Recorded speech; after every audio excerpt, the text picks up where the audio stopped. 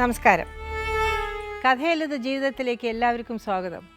അമൃത ടിവിയും Kerala state legal services അതോറിറ്റിയും ഒന്നിക്കുന്ന ഈ പരിപാടിയിൽ ഇന്ന് നമുക്ക് നിയമസഹായം നൽകുവാൻ ഇവിടെ എത്തിച്ചേർന്നിട്ടുള്ള KELSA panel members, judicial member ബഹുമാനീയ judge Shri M Rajendran Nair, advocate member Shri P G Suresh, സാമൂഹ്യ പ്രവർത്തക ശ്രീമതി കലാശിബു. എല്ലാവർക്കും സ്വാഗതം.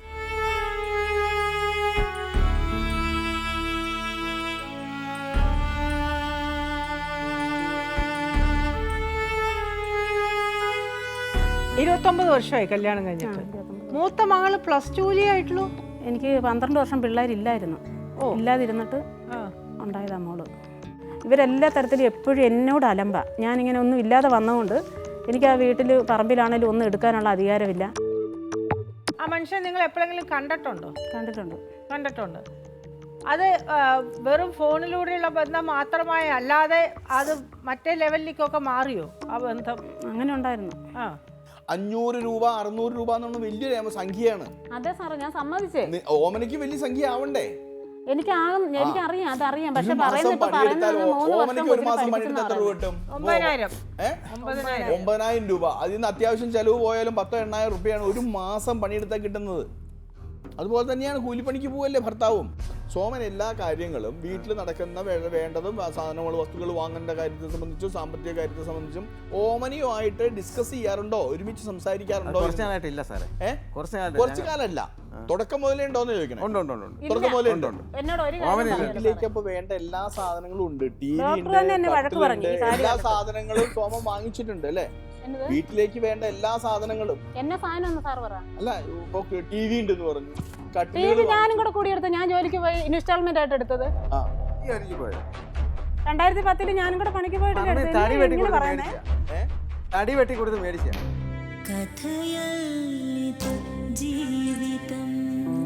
സാമ്പത്തിക പ്രശ്നം ഒരു കുടുംബത്തിനെ തകർക്കുക എന്ന് പറയുന്നത് അത് വളരെയധികം നമുക്ക് എന്താ പറയുക, ഒരു ദയനീയമായിട്ടുള്ളൊരവസ്ഥയാണ്. ഈ ഒരു സാമ്പത്തിക പ്രശ്നം ഒരു വീട്ടിൽ എങ്ങനെ ഉണ്ടാകുന്നു എന്ന് ആലോചിച്ച് നോക്കൂ. അതിൻ്റെ പ്രാഥമികമായിട്ടുള്ള കാരണങ്ങൾ ആലോചിച്ച് നോക്കിയാൽ അറിയാം. തമ്മിൽ കിട്ടുന്ന പൈസ, അതായത് ഈ ഒരു മാസം എനിക്ക് 2,000 ഉറുപ്പ്യാണ് വരുമാനം. ആ 2,000 ഉറുപ്പ്യയിൽ എങ്ങനെ നമ്മൾ ഒരു മാസം ചെലവിക്കാം, എന്തൊക്കെ ചെലവിയാം, എന്തൊക്കെ ഇത് ചെയ്യണം എന്നുള്ള രണ്ടുപേരും കൂടി ഇരുന്ന് ധാരണയിൽ വന്ന് ചിലവാക്കി അത് ചെയ്ത് ഇപ്പോൾ നമുക്ക് ഈ ചിട്ടി എടുക്കാം. ആ ചിട്ടിക്കപ്പോൾ ഞാൻ 500 ഉറുപ്പ്യ ഒരു മാസം കൊടുക്കണം. അപ്പോൾ ഇവിടുന്ന് എങ്ങനെ മിച്ചം പിടിക്കാം എന്നുള്ള ചിന്തകളില്ലാതെ കിട്ടുന്നത് പോലെ നിങ്ങൾ 2,000 ഉറുപ്പ്യ ഒരു മാസം വാടക വരുമാനം ഉണ്ടെങ്കിൽ നിങ്ങൾ 4,000 ഉറുപ്പ്യയുടെ ചിലവാണ് ആലോചിക്കുന്നത്.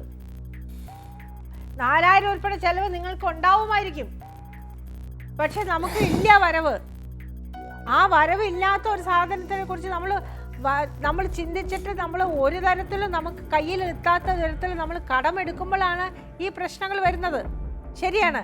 കാരണം നമ്മൾ ചെയ്യുന്നു, ഒരു വരൾച്ച വന്നു, നിങ്ങൾക്ക് സാമ്പത്തികമായിട്ടുള്ള കംപ്ലീറ്റ് ആ ഏലം ഉണങ്ങിപ്പോയി, നിങ്ങൾക്ക് ഒരു 10 ഉറുപ്പ്യ പോലും കിട്ടിയില്ല. ആ സമയത്ത് നിങ്ങൾക്ക് കടം എടുക്കേണ്ട ആവശ്യം വരുന്നു. പക്ഷേ ആ കടം നിങ്ങൾ എടുക്കുന്ന സമയത്ത് നിങ്ങൾ 4,000-5,000 ഉറുപ്പ്യ കടം എടുക്കുകയാണെങ്കിൽ നിങ്ങൾക്ക് തീർക്കാൻ പറ്റും. പക്ഷെ നിങ്ങൾ അതേ സ്ഥാനത്ത് 50,000 ഉറുപ്പ്യ കടം എടുക്കുകയാണെങ്കിൽ നിങ്ങൾക്ക് തീർക്കാൻ പറ്റില്ല. അപ്പം നമ്മളുടെ വരുമാനത്തിൽ നമുക്ക് എങ്ങനെ കടം എടുക്കേണ്ടി വരുമായിരിക്കും, ആർക്കായാലും വേണ്ടി വരും ഒരു അത്യാവശ്യം വരുമ്പോൾ. പക്ഷെ ആ കടം തീർക്കാനുള്ള വരുമാനം നമുക്ക് ഉണ്ടാക്കാൻ കഴിയുമോ, അതെങ്ങനെ തീർക്കാൻ കഴിയും, ഏത് വിധത്തിൽ തീർക്കാൻ കഴിയും, ഇതെല്ലാം ചിന്തിച്ചിട്ട് വേണം ആ കടം എടുക്കാൻ. 2 ഉറുപ്പ്യക്ക്, ഇപ്പം 4 ഉറുപ്പ്യ പോട്ടെ, 2 ഉറുപ്പ്യക്ക് കടം കിട്ടുവാണെങ്കിൽ, ഒരു ബാങ്കിൽ നിന്ന് കടം എടുക്കുകയാണെങ്കിൽ തന്നെ ആ ബാങ്ക് മാസം 250 ഉറുപ്പ്യ വെച്ച് EMI അടയ്ക്കണം എന്ന് പറഞ്ഞാൽ ആ 250 ഉറുപ്പ്യ ഞാൻ എവിടെ നിന്ന് ഉണ്ടാക്കും? ഇത് ഭാര്യയും ഭർത്താവും ഒരുമിച്ച് ഇരുന്ന് തീരുമാനിക്കേണ്ട കാര്യമാണ്. അല്ലാതെ തന്നെ ഞാൻ ഇത്ര ഉണ്ടാക്കി, നീ ഇത്ര ഉണ്ടാക്കി, നീ അങ്ങനെ ചെലവാക്കി, ഞാൻ ഇങ്ങനെ ചെലവാക്കി, അതല്ല കുടുംബം. നിങ്ങൾക്ക് രണ്ടുപേർക്കും പറ്റി. ഞാൻ പറഞ്ഞു തീരട്ടെ. ഇത്രയും നേരം ഞാൻ മിണ്ടാതിരിക്കുകയായിരുന്നല്ലോ, നിങ്ങൾ രണ്ടുപേരും വാ തോരാതെ സംസാരിച്ചല്ലോ. ഇനി ഞാൻ പറയട്ടെ, നിങ്ങൾ കേൾക്കൂ. നിങ്ങളുടെ രണ്ടുപേരുടെ സംസാരത്തിൽ നിന്ന് എനിക്ക് വ്യക്തമായ ഒരു കാര്യം എന്താണെന്ന് വെച്ചാൽ, തമ്മിൽ ഒരു കാര്യങ്ങളും നിങ്ങൾ പറയുന്നില്ല. നിങ്ങളും പറയുന്നില്ല, അവരും പറയുന്നില്ല. എന്ത് കടം മേടിക്കുന്നു, ഏത് ചിട്ടി ചേരുന്നു, എത്ര ഉറുപ്പ്യ കൊടുക്കുന്നു, എത്ര വരുമാനം വരുന്നു, ഇതൊന്നും നിങ്ങളുടെ രണ്ടുപേരുടെ മനസ്സിലുമില്ല. കിട്ടുന്നു ചെലവ് ചെയ്യുന്നു, കിട്ടുന്നു ചെലവ് ചെയ്യുന്നു. അതുകൊണ്ടാണ് ഇന്ന് നിങ്ങൾ ഇങ്ങനെ ഒരു പ്രതിസന്ധിയിൽ വന്ന് നിൽക്കുന്നത്. അല്ലാതെ നിങ്ങൾ തമ്മിൽ വേറെ ഒരു പ്രശ്നവും ഇല്ല. നിങ്ങൾ മറ്റുള്ളവരെ സഹായിക്കുന്നത് നല്ല മനസ്സ് നല്ലതൊക്കെ തന്നെ. പക്ഷെ എന്ന് വെച്ചിട്ട് എപ്പോഴും അത് തന്നെ ആയാൽ അത് ജീവിതമാവില്ല. അതുപോലെ ബാക്കിയുള്ളവർ നിങ്ങളെ സഹായിക്കുന്നുണ്ടോ? ഇപ്പം ഞാൻ ഓർക്കുക, അല്ല, നിങ്ങൾ ചെയ്തത് മഹത്തായ കാര്യം തന്നെയാണ്. ഇല്ല എന്ന് പറയുന്നത്, ഒരു കുട്ടിക്ക് അറിവ് കൊടുക്കുക എന്ന് പറയുന്നതിനേക്കാളും വലിയൊരു ദാനം, വിദ്യാദാനം പോലത്തെ ഒരു ദാനം വേറെ ഇല്ല. നിങ്ങൾ ചെയ്തത് നല്ലത് തന്നെയാണ്. പക്ഷെ നിങ്ങൾ ചെയ്ത അബദ്ധം എന്താണെന്നറിയോ? നിങ്ങൾക്കില്ലാത്ത വരുമാനം ഉണ്ടാക്കി കൊടുത്തതാണ്. നിങ്ങൾ അതിന് ജോലി ചെയ്ത് വരുമാനം ഉണ്ടാക്കിയിരുന്നെങ്കിൽ, എന്നിട്ട് നിങ്ങൾ അത് ചെയ്തിരുന്നെങ്കിൽ ഇന്ന് നിങ്ങൾക്ക് ഈ പ്രതിസന്ധി എപ്പോൾ വരില്ലായിരുന്നു. നിങ്ങളുടെ ആ നല്ല മനസ്സിനെ നിങ്ങൾ എങ്ങനെ അത് ഉപയോഗിക്കണമെന്ന് നിങ്ങൾ മനസ്സിലാക്കിയില്ല. അവിടെയാണ് നിങ്ങൾക്ക് പറ്റിയ അബദ്ധം. അവിടെയാണ് നിങ്ങളുടെ കുടുംബ പ്രശ്നങ്ങൾ തുടങ്ങിയത്. 29 കൊല്ലം നിങ്ങൾ ജീവിച്ചു ഈ ഭൂമിയിൽ. എങ്ങനെയോ ഇങ്ങനെ ജീവിക്കണം എന്നുള്ള ഒരു ധാരണയില്ലാതെയാണ് നിങ്ങൾ ജീവിച്ചത്. ഇന്നത്തെ കാര്യം ഇന്ന്, നാളത്തെ കാര്യം നാളെ, അങ്ങനെ അല്ല ജീവിക്കേണ്ടത്. എന്നെ കൊണ്ട് ഒന്നും ചെയ്യിക്കല്ല മേഡം. ഞാൻ കൊണ്ടുവരുന്ന അരി നിങ്ങൾ കുറ്റപ്പെടുത്തിയതുകൊണ്ട് കാര്യമില്ല ഓമനെ. എന്നെ കൊണ്ട് ഒന്നും നിങ്ങൾ ഒരു വസ്തു കുറ്റപ്പെടുത്തിയോണ്ട് കാര്യമില്ല. ഈ കുറ്റപ്പെടുത്തൽ തന്നെയാണ് അദ്ദേഹവും പറയുന്നത്. നിങ്ങൾ പറയുന്ന അതേ കുറ്റങ്ങൾ തന്നെയാണ് അദ്ദേഹം നിങ്ങളുടെ നേരെയും ആരോപിക്കുന്നത്. എന്നെ കൊണ്ട് പിള്ളേരോട് ചോദിച്ചാൽ എന്നെ കൊണ്ട് ഒന്നും പിള്ളേരോടൊന്നും ഞാൻ ചോദിക്കേണ്ട കാര്യമില്ല. എനിക്ക് ആരോടും ചോദിക്കേണ്ട കാര്യമില്ല. നിങ്ങൾ രണ്ടുപേരും പറയുന്നത് ഞാൻ കേൾക്കുന്നുണ്ടല്ലോ. എനിക്ക് കാത് പൊട്ടയൊന്നല്ലല്ലോ. നിങ്ങൾ പറയുന്ന അതേ ആരോപണങ്ങൾ തന്നെയാണ് അദ്ദേഹവും പറയുന്നത്. 9,000 ഉറുപ്പ്യ മാസം ശമ്പളം ഉണ്ടെങ്കിൽ അതിന്റെ കണക്ക് കൃത്യമായിട്ട് പറഞ്ഞു, ഇന്നത് ചെയ്തു. ഈ 9,000 ഉറുപ്പ്യ ഉണ്ട്, ഇതിങ്ങനെയുണ്ട്. നിങ്ങൾ തമ്മിൽ സംസാരിക്കുക. 6,000 ഉറുപ്പ്യ എനിക്ക് ഇത്തവണ കൊണ്ടുവരാൻ പറ്റുള്ളൂ, ഇന്ന് 26 ദിവസം ഞാൻ പണിയെടുത്തുള്ളൂ, ഇത്ര ഉറുപ്പ്യ എനിക്ക് കിട്ടിയുള്ളൂ, ഇത്ര ഉറുപ്പ്യാണ് സാധനം കിട്ടിയത്, ഇതിങ്ങനെ. നിങ്ങളും അതിന് സഹകരിക്കണം, രണ്ടുപേരും സഹകരിക്കണം. അല്ലാതെ ഇത് ഡൈവോഴ്സിന്റെ പക്കത്ത് ഒരു 29 കൊല്ലത്തിന് ശേഷം കെട്ടിക്കാനുള്ള പ്രായമുള്ള ഒരു മകളെ വെച്ചോണ്ട് രണ്ടും പിരിഞ്ഞ് താമസിക്കണമെന്ന്. ഒരാൾ കൊണ്ട് പിരിഞ്ഞ് ഞാൻ വാഗമണ്ണിൽ പോയി ജീവിച്ചോളാന്ന്. അതുകൊണ്ട് എന്ത് കാര്യം? ഇങ്ങനെ ഇല്ലാത്ത നുണയെല്ലാം പറയുന്നത്. എന്താ ഇല്ലാത്ത നുണ പറഞ്ഞു? ഞാൻ എന്താ നുണയാ പറഞ്ഞേ? ഇതിലില്ലാത്ത ഒത്തിരി അയാൾ നുണ പറഞ്ഞോ നുണ പറഞ്ഞില്ല എന്നുള്ളതല്ല. ഞാൻ ആഴ്ച 3 മണിക്ക് 29 കൊല്ലത്തിന് ശേഷം പ്രായമായിട്ടുള്ള പെൺകുട്ടിയെ വെച്ച് പിള്ളേർക്ക് ആവശ്യമുള്ള സാധനങ്ങൾ മേടിച്ചു കൊടുക്കണം. പിള്ളേർക്ക് എന്നെ ആവശ്യമുള്ള സാധനം മേടിച്ചു കൊടുക്കുന്നത്. ഒരു മിനിറ്റ്, ഇപ്പൊ കുറ്റപ്പെടുത്താനല്ല ഞാൻ ഇവിടെ പറഞ്ഞത്. നിങ്ങൾ ഒരു കാര്യം മനസ്സിലാക്കണം. നിങ്ങൾ തന്നെ പോയി ജീവിക്കുകയാണെങ്കിൽ ഈ കുട്ടിക്ക് നല്ല പ്രായം, കല്യാണത്തിന് വരുന്ന സമയത്ത് നിങ്ങൾ എന്ത് ചെയ്യും? ഒരു മണ്ണാങ്കട്ടി നിങ്ങളെ കൊണ്ട് ചെയ്യാൻ പറ്റില്ല. 29 വർഷത്തിന് ശേഷം മക്കളെയും കൊണ്ട് പിരിഞ്ഞു വന്ന ഒരു ഭാര്യയ്ക്ക് കല്യാണം നല്ല ആലോചന വരുമെന്ന് വിചാരിക്കുന്നുണ്ടോ? എന്ത് വർത്തമാനാ പറഞ്ഞത്? ഇതാണ് ഈ മേൽക്കീഴ് ചിന്തയില്ലാത്ത പ്രവൃത്തിയാണ് നിങ്ങളുടെ കുടുംബത്തിന്റെ ഈ പ്രശ്നം. മാഡം, അതിലുപരി ഇവര് കാല് വയ്യ, അസുഖം എന്ന് പറയണു. നിങ്ങൾ ഒറ്റയ്ക്ക് പോയി കഴിഞ്ഞാൽ ഇനി ആര് നോക്കാനാണ്? മേൽ കീഴ് ചിന്തയില്ല രണ്ടുപേർക്കും. ഒന്ന് പറഞ്ഞു രണ്ടാം വാക്കിന് ഡൈവോഴ്സ്. ഇത് എവിടെ നിന്നാ കിട്ടണേ നിങ്ങൾക്ക് ഡൈവോഴ്സ് എന്നുള്ള വാക്ക്? രണ്ടുപേർക്കും മേൽ കീഴ് ചിന്തയില്ല. അതില്ലാത്തതുകൊണ്ടാണ് നിങ്ങൾക്ക് ഈ പ്രശ്നം. അപ്പൊ അത് പല കാര്യങ്ങളും നിങ്ങൾ തമ്മിൽ മനസ്സിലാക്കിയില്ല. ഓമനൊപ്പം കരയേണ്ട സാഹചര്യമൊന്നുമില്ല. ഇപ്പൊ കരയേണ്ട കാര്യം നമ്മൾ പറഞ്ഞിട്ടില്ല. സോമനും മനസ്സിലാക്കണം, പലതും മനസ്സിലാക്കണം. ഭാര്യയ്ക്കും മക്കൾക്കും ആഹാരം കൊടുത്തോണ്ടോ ഇല്ല വീട്ടിലെ ഒരു ഇതുണ്ടാക്കി കൊടുത്തോണ്ടോ കാര്യമില്ല. അവർക്ക് കിട്ടേണ്ട സ്നേഹം എന്ന് പറയുന്ന ഒരു സാധനമുണ്ട്. അത് നിങ്ങൾക്ക് പലപ്പോഴും പുറത്ത് കാണിക്കാൻ അറിയാത്ത ആയിരിക്കാം. ജീവിത സാഹചര്യങ്ങളുടെ ആ ബന്ധപ്പാടിൻ്റെ ഇടയിൽ നിങ്ങൾക്കത് കാണിക്കാൻ പറ്റാതെ പോകുമായിരിക്കാം. അത് കുറച്ചും കൂടെ ഒന്ന് ശ്രദ്ധിച്ച് ആ സ്നേഹം കാണിക്കാൻ, സംസാരിക്കാൻ, എന്താടി വെറുതെ രസമായിട്ടൊന്ന് സംസാരിക്കുക, അങ്ങനെയൊക്കെയുള്ള ഇതിൽ ഒരു സ്നേഹം പ്രകടിപ്പിക്കുക എന്നുള്ളതുണ്ടല്ലോ. പിന്നെ ഒരു കാര്യം നിങ്ങളും മനസ്സിലാക്കണം മോമനെ, ചില ആണുങ്ങൾക്ക് സ്നേഹം പ്രകടിപ്പിക്കാൻ അറിയില്ല. പക്ഷെ അവരുടെ സ്നേഹം എവിടുന്നാണ് നമ്മൾ മനസ്സിലാക്കുക? നമുക്കൊരാവശ്യം വരുമ്പോൾ അവരുടെ പ്രവൃത്തിയിൽ നിന്നാണ് നമ്മൾ മനസ്സിലാക്കുക. നിങ്ങളുടെ ഭർത്താവിന് നിങ്ങളോട് സ്നേഹം അധികമായിട്ടുള്ളത് കൊണ്ടാണ് ആദ്യ കുടുംബത്തിൽ ഒരു പ്രശ്നം വന്നപ്പോൾ നിങ്ങൾക്ക് വേണ്ടി ഒരു വീട് ഷെഡ് വെച്ച് ആ പെങ്ങളെയും ഭർത്താവിനെയും മാറ്റി താമസിപ്പിച്ചത്. നിങ്ങൾക്കൊരു പ്രശ്നം വന്നപ്പോഴാണ് നിങ്ങൾ രണ്ടുപേരും മാറി താമസിച്ചത്. നിങ്ങൾക്കൊരു പ്രശ്നം വന്നപ്പോഴാണ് വാടകയ്ക്ക് വീടെടുത്ത് പോയിട്ട് ഇത്രയും ചെയ്തത്. പക്ഷെ അതുകൊണ്ട് അദ്ദേഹത്തിന് നിങ്ങളോട് സ്നേഹമുണ്ട്. പക്ഷെ നമ്മളത് തിരിച്ചറിഞ്ഞില്ല. കുടുംബത്തിനോട് അദ്ദേഹം സ്നേഹമുണ്ട്. ആവശ്യമില്ലാതെ മദ്യപാനം കഴിച്ച് വന്ന് അടി തൊഴി ഇവിടെ വന്ന് പലരും കത്തി വെട്ട കുത്തെന്ന് പറഞ്ഞ് ഇവിടെ വന്ന് ഇരുന്നിട്ടുള്ളവരുണ്ട്. അങ്ങനത്തെ യാതൊരു സ്വഭാവവും ഇല്ലാത്ത ഒരു കർഷകനാണ്. എന്തെങ്കിലും ഒരിക്കൽ മദ്യപിക്കും, അത് പിന്നെ ഇല്ലാത്തവർ കേരളത്തിലുണ്ടാവില്ല. അപ്പോൾ അതുകൊണ്ട് നിങ്ങൾ ആ സ്നേഹം തിരിച്ചറിയുക. നമ്മൾ അതാണ് ചെയ്യേണ്ടത്. പിന്നെ നിങ്ങൾ, ഞാൻ നേരത്തെ പറഞ്ഞ പോലെ, നിങ്ങളും സ്നേഹം പ്രകടിപ്പിക്കാൻ പഠിക്കണം. അതുകൊണ്ട് അത് മനസ്സിലാക്കി രണ്ടുപേരും നിങ്ങളുടെ പ്രായത്തിൻ്റെ പക്വത, ഇപ്പോൾ വഴക്കും ബഹളും ഉണ്ടാക്കി പോവുക, മക്കളെയും കൊണ്ട് പോവുക, അതൊന്നും ശരിയല്ല. ഓമനെ മനസ്സിലാക്കണം. നിങ്ങൾക്ക് ബുദ്ധിമുട്ടുണ്ട്, ശാരീരിക പ്രശ്നങ്ങളുണ്ട്. എങ്ങനെ ജീവിക്കും നിങ്ങൾ ഒറ്റയ്ക്ക്? ഇപ്പോൾ ഓമന പോവാൻ പോയാൽ മക്കള് ഓമനയുടെ കൂടെ വരുമോ? 3 പേരും? 2 കൊല്ലം കഴിഞ്ഞ ആ കുട്ടിക്ക് 18 വയസ്സായി. അല്ല, ഇപ്പൊ തന്നെ കുട്ടികൾ വരില്ലല്ലോ. നേരെ ഒന്ന് വയ്യാതെ കിടന്നാൽ പോലും വിളിച്ച് ചോദിക്കത്തില്ല, നോക്കത്തില്ല. കണ്ടോ? അല്ല, ഇതാ നോക്കൂ, ഇതാണ് ഒരു കാര്യം. ഇത് ആയെന്ന് വരാൻ വേണ്ടി ഞാൻ കാത്തിരിക്കുകയായിരുന്നു. ഈ വെറുതെ പറയുന്നത് അല്ല, വെറുതെ നോക്കൂ.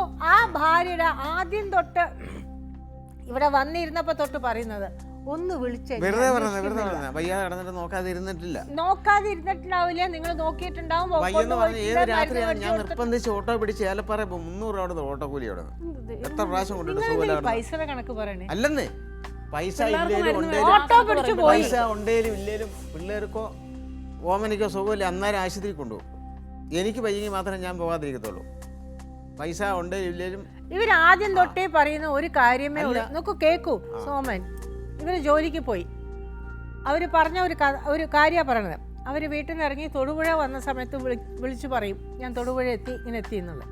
പെരുമ്പാവൂർ ജോലിക്ക് പോകുമ്പോൾ പെരുമ്പാവൂർ രാത്രി വീട്ടിലെത്തിക്കഴിഞ്ഞാൽ വിളിച്ചു പറയും, ഞാൻ പെരുമ്പാവൂർ എത്തിയെന്ന്. പിന്നെ രാവിലെ എണ്ണീറ്റിട്ട് നിങ്ങളൊരു ഫോൺ അവർ ആഗ്രഹിക്കുന്നുണ്ട്, പക്ഷെ നിങ്ങൾ ചെയ്യുന്നില്ല.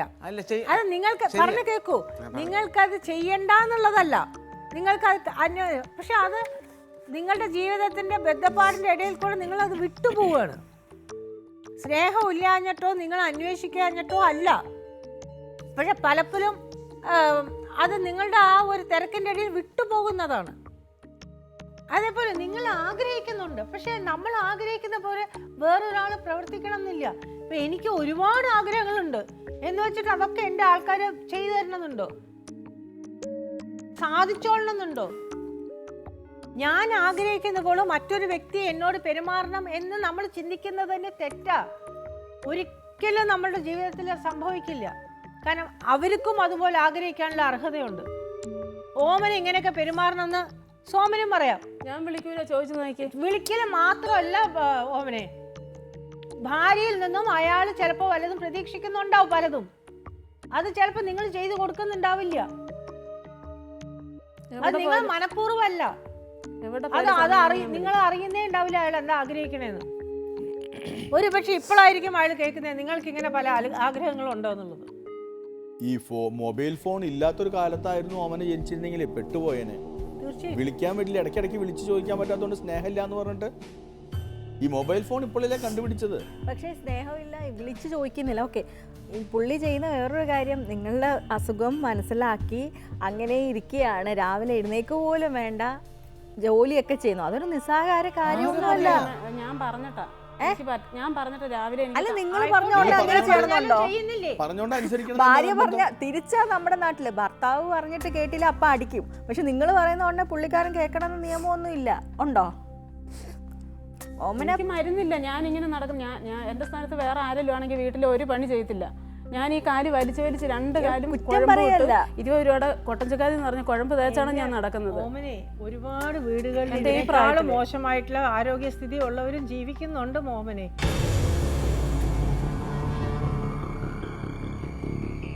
ഞാൻ ഈ കോടതിയോട് ഞാൻ അപേക്ഷിക്കുക, എനിക്ക് വേണ്ട, ഞാൻ ജീവിച്ചോളാം, ഞാൻ എങ്ങനെയെങ്കിലും ജീവിച്ചോളാം. എൻ്റെ സഹോദരങ്ങളുടെ അടുത്ത് ഒരു നേരത്തെ കഞ്ഞി മേടിച്ച് ഞാൻ ജീവിച്ചോളാം. ഞാൻ അതുപോലെ അനുഭവിച്ചിട്ടുണ്ട്. എന്നെ ഇല്ലാവചനങ്ങൾ പറഞ്ഞു ഒരിക്കലും ശാശ്വതമല്ല. ഓമന പറയുന്നത് ഒരിക്കലും ശാശ്വതമല്ല. അത് ഒരിക്കലും ശാശ്വതമല്ല. എനിക്ക് വേണ്ട, എനിക്ക് വേണ്ടെന്ന് പറഞ്ഞാൽ വേണ്ട. ഞാൻ തൊഴുത് ഞാൻ ഈ കോടതിയോട് പറയുക, എനിക്ക് വേണ്ട.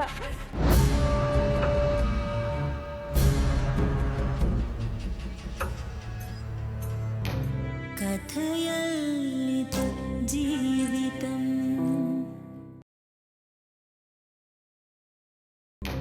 കഥയല്ലിതു ജീവിതം. നല്ലൊരു ജീവിതം, ഒരു വീട് പണിതെങ്കിൽ ആ വീട് എനിക്ക് നല്ലൊരു വീട്ടിൽ കിടക്കാനായിട്ട് എൻ്റെ അമ്മയും അച്ഛനുള്ളപ്പോൾ എനിക്ക് സാധിച്ചിട്ടില്ല. അപ്പം ഇത്ര ആദായം ഉണ്ടല്ലോ, പറമ്പുണ്ടല്ലോ എന്ന് ഓർത്തിട്ട് ഞാൻ നല്ലൊരു വീട് പണിയും. മക്കൾ ആകുന്നതിന് മുമ്പ് സാധിച്ചില്ല. മക്കളായി കഴിഞ്ഞപ്പോൾ മക്കൾക്ക് വേണ്ടിയാലും ജീവിക്കും, അവർക്ക് വേണ്ടി കരുതുമെന്ന് ഓർത്ത്. ഒന്നുമില്ല. ഈ 3 മക്കളെല്ലാം കൊണ്ട് എനിക്കിവിടെ വന്നിട്ട് മിച്ചം ഒന്നുമില്ല. വീടില്ലേ? ഇപ്പൊ ഒരു വീട്ടിൽ താമസിക്കുന്നില്ലേ ഓമന? വീടൊന്നും ആയിട്ടില്ല, വീടിന്റെ പണി ഒന്നും ആയിട്ടില്ല. വീടുണ്ടോ? വീടുണ്ട്. വീട്ടില് TV ഉണ്ട്. ഇപ്പൊ പറഞ്ഞ മനസ്സിലുണ്ട്. TV ഉണ്ട്, കട്ടിലുണ്ട്, കിടക്കാൻ സുഖ സൗകര്യങ്ങളൊക്കെ അത്യാവശ്യത്തിനുണ്ട് ഇല്ലേ? 3 മക്കള് പഠിക്കുന്നുണ്ട് ഇല്ലേ? ഓമന ആരെയാണ് കമ്പയർ ചെയ്യുന്നത്? ഓമന ആർക്കാണ് കമ്പയർ ചെയ്യുന്നത്? ഓമന കല്യാണം കഴിച്ച മനുഷ്യനുള്ള ആസ്തിക്കനുസരിച്ചല്ലേ അയാൾക്ക് തരാൻ പറ്റത്തുള്ളൂ സൗകര്യങ്ങള്. പിന്നെ നിങ്ങൾ അതിനനുസരിച്ച് ഒരു പണക്കാരനെ നോക്കി കല്യാണം കഴിക്കേണ്ടിയിരുന്നു. ഇപ്പൊ ഈ വാശിക്കാണ് ഈ പ്രശ്നം ഉണ്ടായിരുന്നത്. ഏപ്രിൽ മാസം തുടങ്ങിയുള്ള വാശിക്കാണ് വീട്ടിലെ സാധനവും മേടിക്കുന്നില്ല. അതുകൊണ്ടല്ല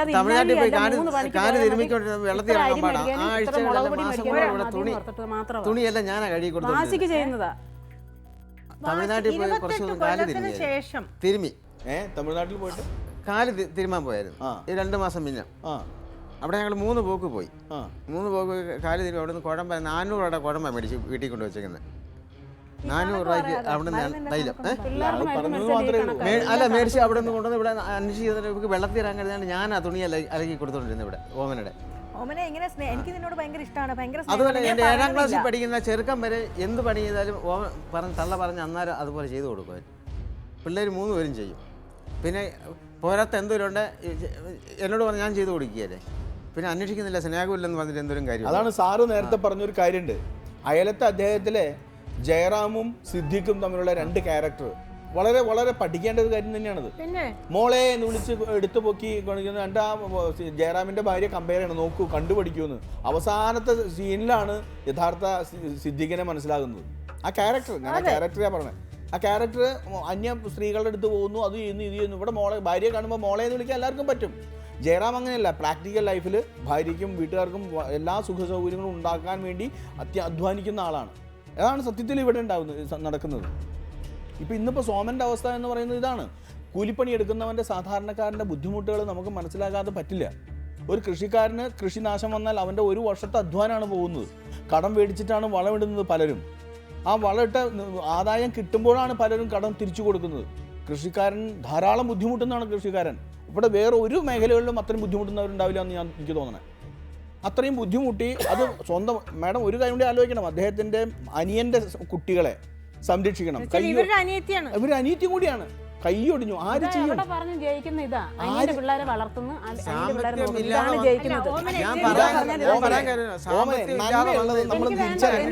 വേണ്ട, എനിക്കിത് ഒഴിവാക്കി തന്നാൽ മാത്രം മതി. ഈ ഇല്ലാത്ത പറഞ്ഞ് ജയിക്കുക. പോലീസ് സ്റ്റേഷനിൽ ഇത് തന്നെയായിരുന്നു. 5 പിള്ളേരെ നോക്കുന്നെന്ന് പറഞ്ഞാൽ 5 പിള്ളേരെ ഞാൻ പറഞ്ഞില്ല. എനിക്ക് 3 പിള്ളേരുണ്ട്. മാഡം. ആ പിള്ളേരെ പഠിപ്പിച്ച് നോക്കാൻ നമുക്ക് ബുദ്ധിമുട്ടാ എന്ന് ഞാൻ പറഞ്ഞിട്ടുള്ളതാ. അതിന്റെ ഇടയ്ക്ക് കുഞ്ഞുങ്ങളെയും കൂടെ വലിച്ച് ഇവിടെ കൊണ്ടിടരുതെന്ന് ഞാൻ പറഞ്ഞു. നിർബന്ധത്തിന് കൊണ്ടുവന്ന് ഇതുപോലെ എന്നിട്ട് അതുങ്ങൾക്ക് ആ പേര് മാറിയിട്ടില്ല. എപ്പോഴും ഈ പേര്. ഞാൻ കാര്യം പറയട്ടെ, എനിക്ക് വേണ്ട, ഞാൻ ദയവേത് ഞാൻ ഈ കോടതിയോട് ഞാൻ അപേക്ഷിക്കുക, എനിക്ക് വേണ്ട, ഞാൻ ജീവിച്ചോളാം, ഞാൻ എങ്ങനെയെങ്കിലും ജീവിച്ചോളാം. എൻ്റെ സഹോദരങ്ങളുടെ അടുത്ത് ഒരു നേരത്തെ കഞ്ഞി മേടിച്ച് ഞാൻ ജീവിച്ചോളാം. ഞാൻ അതുപോലെ അനുഭവിച്ചിട്ടുണ്ട്. എന്നെ ഇല്ലാവചനങ്ങൾ പറഞ്ഞു ഇതുപോലെ. എനിക്ക് വേണ്ട, എനിക്ക് വേണ്ടെന്ന് പറഞ്ഞാൽ വേണ്ട. ഞാൻ തൊഴുത് ഞാൻ ഈ കോടതിയോട് പറയാ, എനിക്ക് വേണ്ട. കഥയല്ലിതു ജീവിതം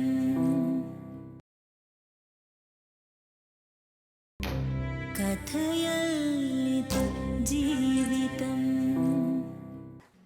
ഇതിന്റെ സത്യം ഒന്നും ഇതുവരെയും പറഞ്ഞിട്ടില്ല. എല്ലായിടം അനിയന്റെ പിള്ളേരെ വളർത്തി അവർക്ക് വേണ്ടി ചെലവാക്കി എന്ന് പറഞ്ഞുകൊണ്ടാണ് നേടുന്നത്. എൻ്റെ വീട്ടിൽ എൻ്റെ കുഞ്ഞുങ്ങൾ മുളക് പൊടി പൊട്ടിച്ച് ഈ ഈ ഇത്രയും വർഷം കൊണ്ട് ഈ 2005 ആവശ്യമില്ലാത്ത ഏപ്രിൽ മാസം കാര്യങ്ങൾ തുടങ്ങി പറഞ്ഞ് യാതൊരു കുഞ്ഞുങ്ങളെ ഞാൻ അനുഭവിക്കുന്നു. ഈ 5 കുട്ടികളെന്ന് പറയുന്നത് ഇയാളുടെ അനിയത്തിയുടെ മക്കളും കൂടെ അല്ലേ? ഞാൻ പറഞ്ഞില്ല അനിയത്തിയുടെ മക്കളാണെന്ന് പറഞ്ഞാൽ എനിക്ക് അത് ബുദ്ധിമുട്ടുണ്ട് മേഡം, അതുകൊണ്ടാണ് ഞാൻ പറഞ്ഞേ. ഓമനയുടെ അനിയത്തി ഓമനയായിട്ട് ഇപ്പോ പിണക്കത്തിലാണോ? അല്ല അല്ല, സൗഹൃദത്തിലാണോ? അവരിപ്പോ എവിടെ താമസിക്കണേ? വാഗമണില്. വാഗമണില്. നിങ്ങളുടെ വീടിന്റെ അടുത്ത് തന്നെയാണ് താമസം? ഞങ്ങള് വേറെയാ. അതെ, എത്ര ദൂരമുണ്ട്? ദൂരം എന്തോരണ്ടെന്ന് അറിയത്തില്ല. 8 കിലോമീറ്റർ ആണ്. 8 കിലോമീറ്റർ ഉണ്ട്. ഇപ്പൊ അവരവിടെ ഈ മക്കളൊക്കെ അവരല്ലേ നോക്കി സംരക്ഷിക്കുന്നവരല്ലേ? അവിടെ പിള്ളേർ അവള് തന്നെയാ അല്ലേ? ആവശ്യം വന്നപ്പോ അദ്ദേഹം ചെയ്തു കൊടുത്തു എന്നല്ലേ പറഞ്ഞുള്ളൂ? അതല്ലല്ലോ ഇപ്പൊ പറയുന്നത്, അങ്ങനെയല്ലല്ലോ. ഈ പിള്ളേരെ പഠിപ്പിച്ചെന്നാ പറയുന്നത്. പഠിപ്പിച്ചോട്ടെ, ഒരു രൂപ കൊടുത്താലും പഠിപ്പിക്കാൻ 1 രൂപ കഴിവില്ലാത്തവൻ 1 രൂപ കൊടുക്കുമ്പോ 1 രൂപയ്ക്ക് വിലയുണ്ട്. അത് നിങ്ങളാണ്, ഓമനയാണ് കാണേണ്ടത്. അത് പറയണോണ്ട് എന്താ തെറ്റ്? ഇപ്പൊ ഇത് ഇവിടെ പറഞ്ഞ് ഇത്രയും കാര്യങ്ങൾ സപ്പോർട്ടായിട്ട് പറഞ്ഞ തെറ്റ് ഞാൻ പറയുന്നതല്ല. അത് പോലീസ് സ്റ്റേഷനിൽ ഇതുപോലെ പറഞ്ഞ് ജയിച്ച് കഴിഞ്ഞപ്പോഴത്തേക്കും അവിടെ വന്ന് ഈ കേസ് കഴിഞ്ഞിട്ട് അദ്ദേഹം ജയിച്ചു എന്ന് പറയാം. എന്താണ് അദ്ദേഹം ജയിച്ചത്? ഇങ്ങനെ പറഞ്ഞു കഴിയുമ്പോഴത്തേനും പിന്നെ പുള്ളി ഇങ്ങനെ മക്കളെയൊക്കെ വളർത്തി അത് പഠിപ്പിച്ച് എന്നെല്ലാം പറയുമ്പോഴത്തേക്കും ശരിയാണല്ലോ, അത്രയും ചെയ്തല്ലോ, അങ്ങനെയുള്ളൊരിത് പുള്ളിക്കാരൻ്റെ ഭാഗത്ത് ശരിയാ. അത് പോലീസ് സ്റ്റേഷൻ ഇങ്ങനെ പറഞ്ഞപ്പോഴും ആണ്ട് വന്നിച്ചു. ഇത് കഴിഞ്ഞ് ഞങ്ങൾ രണ്ടുപേരും കൂടെ ഒന്നിച്ച് വന്നിട്ട് അതിലെല്ലാം പറഞ്ഞ് അവൾ പിള്ളേരോട് പറഞ്ഞു. എൻ്റെ 3 പിള്ളേരുടെ അടുത്ത് വന്ന് ഞാൻ വാഗമണി നിൽക്കുമ്പോൾ പിള്ളേരോട് പറഞ്ഞ് പോലീസുകാരുടെ അടുത്ത് അവൾ ഇന്നവനെ പോലെ പറഞ്ഞ് ആ പോലീസുകാർ അവളെ ആട്ടിയാണ് പറഞ്ഞു വിട്ടേക്കുന്നതെന്ന്. സത്യത്തിൽ അങ്ങനത്തെ സംഭവം നടന്നതല്ല. ഞാൻ ജയിച്ച് വന്ന് പോലീസുകാർ അവളെ ആട്ടി പറഞ്ഞു വിട്ടിട്ടുണ്ടെന്ന് പറഞ്ഞു. പിള്ളേർ എന്നോട് ഫോൺ ചെയ്ത് ചോദിക്കുക, തന്നെ ഫോൺ ചെയ്ത് ചോദിക്കുക.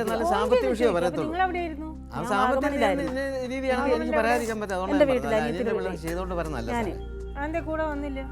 ആദ്യത്തെ കേസിന് പോയപ്പോ എന്നെ വീട്ടിലോട്ട് വരുത്തുകയല്ലെന്ന് പറഞ്ഞു, എന്നെ വീട്ടിലോട്ട് കൊണ്ടുവരികയല്ലെന്ന് പറഞ്ഞു. അന്നേരം ഞാൻ അവിടെ നിന്ന് തീരുമാനമാകാതെ വരട്ടെ പറഞ്ഞ് ഞാൻ അവിടെ നിന്നു. എന്നിട്ടൊന്ന് പിള്ളേരോട് പറഞ്ഞതാ പോലീസുകാർ അവളെ ആട്ടിയാണ് വിട്ടേക്കുന്നതെന്ന്.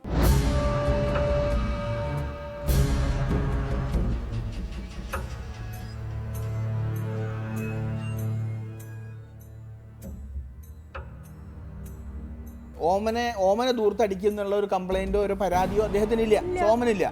ഇനി ഓമനയ്ക്കുണ്ടോ? സോമൻ ദൂർത്തടിക്കുകയാണ്, ഞാൻ സമ്പാദിച്ചു കൊണ്ടുവരുന്ന പൈസയൊക്കെ അന്യ സ്ത്രീകൾക്കോ അല്ലെങ്കിൽ അബദ്ധ സഞ്ചാരത്തിലൂടെ മറ്റു രീതിയിൽ കൊണ്ട് നശിപ്പിച്ചു കളയണമെന്ന ഒരു പരാതി ഉണ്ടോ?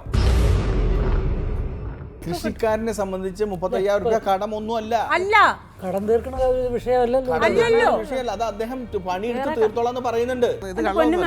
ഒഴിവാക്കി തന്നേക്കാൻ ഞാൻ പ്ലീസ്, ഞാൻ നിങ്ങളൊക്കെ ആര് പിടിച്ചാ ഈ നുണ പറഞ്ഞ് ജയിക്കുന്ന മനുഷ്യന്റെ എനിക്ക് ജീവിക്കാൻ പറ്റിയ മനസ്സിലായില്ല. ഇവിടെ ഇങ്ങനെ സത്യം പറയുന്നു. ഒരു മിനിറ്റ്. ഇവര് വിചാരിച്ച തരത്തിലുള്ള ഒരു ജീവിതം അവർക്ക് കിട്ടിയില്ല. അത് അന്വേഷിച്ച് നടക്കുകയാണ്. പോയി കഴിഞ്ഞാൽ ഇതുപോലെയുള്ള ജീവിതത്തിലല്ല ചെന്നപ്പെടുക, ഇനിയുള്ള ജീവിതം മുഴുവൻ ദുരിതപൂർണമാവുകയും ചെയ്യും. നിങ്ങളുടെ ബന്ധത്തിന് 1 ലക്ഷം രൂപയുടെ വിലയാണോ ഉള്ളൂ? 3 മക്കൾക്കും നിങ്ങൾക്കും കൂടെ വിലയിട്ടിരിക്കുന്നത് 1 ലക്ഷം രൂപയോ? ഒരു കുടുംബത്തിൽ എത്ര ലക്ഷം രൂപ കടമുണ്ടാവാം? എത്രയോ ലക്ഷം രൂപ വരുമാനമില്ലാത്ത എത്രയോ ലക്ഷം രൂപ കടമുള്ളവർ ജീവിക്കുന്നുണ്ട് നമ്മുടെ നാട്ടില്. നിർബന്ധമാണോ ഡൈവേഴ്സ് വേണോന്ന്? നിർബന്ധമാണോ ഡൈവേഴ്സ് വേണോ? വേണോ ഡൈവേഴ്സ് വേണോ വേണ്ടോ? നിർബന്ധമാണോ? നിങ്ങൾക്ക് ഡൈവോഴ്സ് വേണോന്ന്? വേണോ വേണ്ടോ നിങ്ങൾ പറയണം. ഇങ്ങനെ തർക്കിച്ചുകൊണ്ടിരിക്കാൻ പറ്റില്ല. ഇയാളെ കൂടെ ഇന്ന് നാളെ തൊട്ട് ജീവിക്കില്ല എന്ന് ഉറപ്പാണോ?